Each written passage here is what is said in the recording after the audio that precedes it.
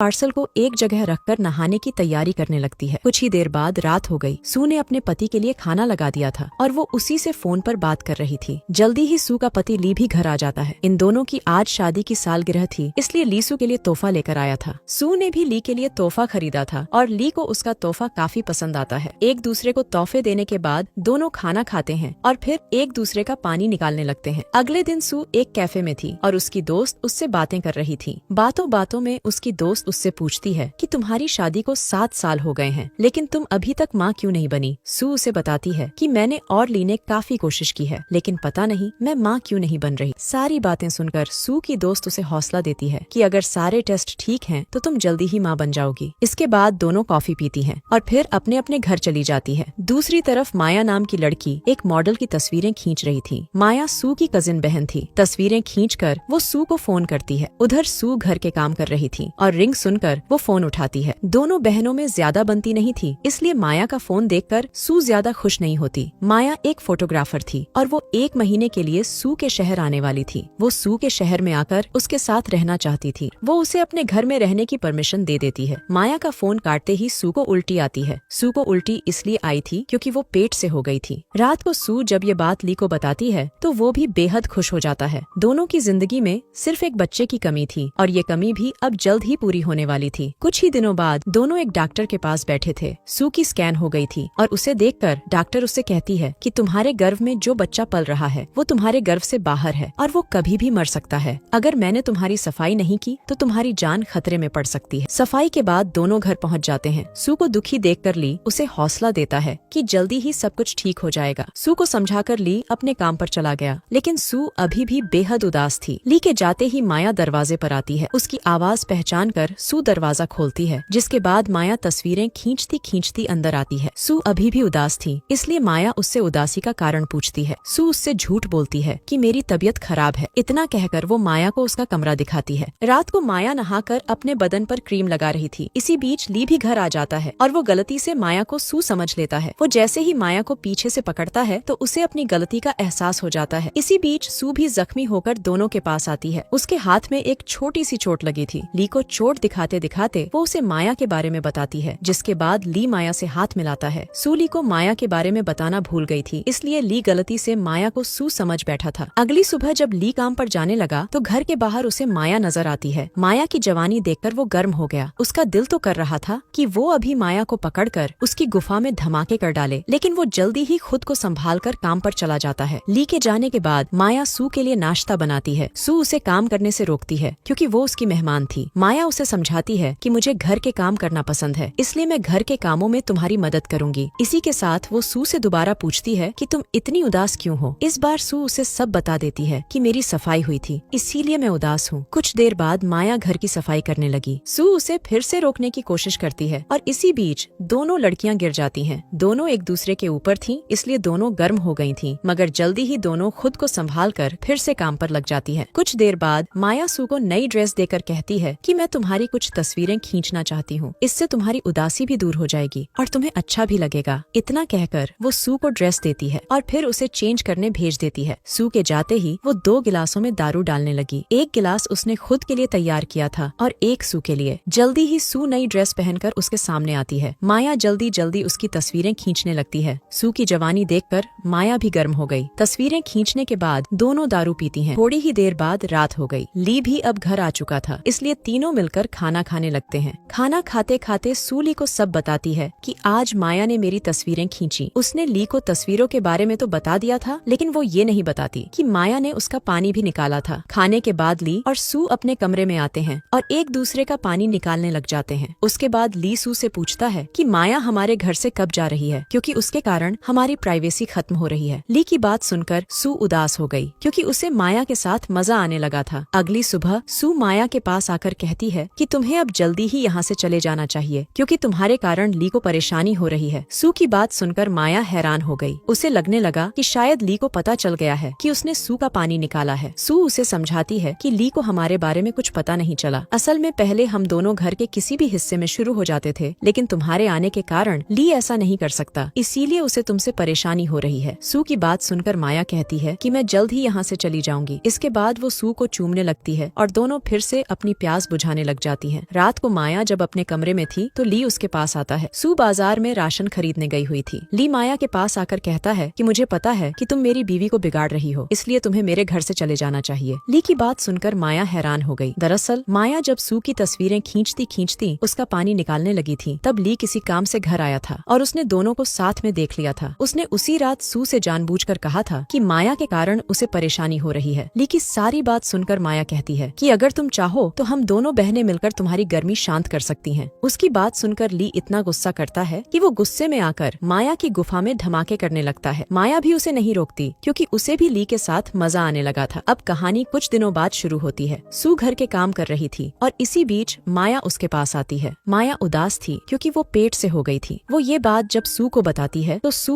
उससे उसके लवर के बारे में पूछती है। इससे पहले कि माया कोई जवाब देती तभी ली भी उनके पास आ जाता है। माया को उदास देखकर वो भी उससे उदासी का कारण पूछता है। माया उसे भी बता देती है कि मैं माँ बनने वाली हूँ। ये सुनकर ली के होश उड़ जाते हैं क्योंकि उस साले को पता था कि ये उसी का बच्चा है। वो अनजान बनकर माया से उसके लवर के बारे में पूछता है। माया दोनों से झूठ बोलती है कि पिछले हफ्ते में अपने लवर के साथ थी और ये उसी का बच्चा है। वैसे माया ने आज झूठ बोलकर ली को बचा लिया था, लेकिन उसका ये झूठ ज्यादा नहीं चलने वाला था। सू को जब दोनों की हरकत के बारे में पता चलेगा तो शायद वो दोनों का जलूस निकाल देगी। कुछ देर बाद ली माया के कमरे में आता है। सू बाथरूम में नहा रही थी। ली माया से पूछता है कि तुम बच्चे का क्या करोगी? मैं ना तो सू को बता सकता हूँ कि तुम्हारे पेट में मेरा बच्चा है और न ही सू को छोड़कर तुम्हारे साथ रह सकता हूँ। इसी बीच सू दरवाजे के पास आकर दोनों की बातें सुनने लगी। ली माया से बातें कर ही रहा था कि तभी सू दोनों के सामने आकर कहती है कि मैंने सब कुछ सुन लिया है सालों। माया उसे समझाने की कोशिश करती है कि मुझसे गलती हो गई थी, लेकिन सू कोई बात सुनने को तैयार नहीं थी। वो गुस्से में आकर माया को मारने लगी। जब ली उसे रोकने की कोशिश करता है तो वो उसे भी पीट देती है। दोनों को काफी मारने पीटने के बाद सू अपने कमरे में आ गई। अगले दिन दोनों बहनें कैफे में थीं। माया एक बार फिर सू से माफी मांगती है, जिसके बाद सू कहती है कि मैं चाहती हूँ कि तुम ली के बच्चे को जन्म दो। मैं तो ली को बच्चे का सुख नहीं दे पाई, इसलिए तुम उसे ये सुख जरूर दो। सू की बात सुनकर माया उससे वादा करती है कि मैं ली के बच्चे को जरूर जन्म दूंगी।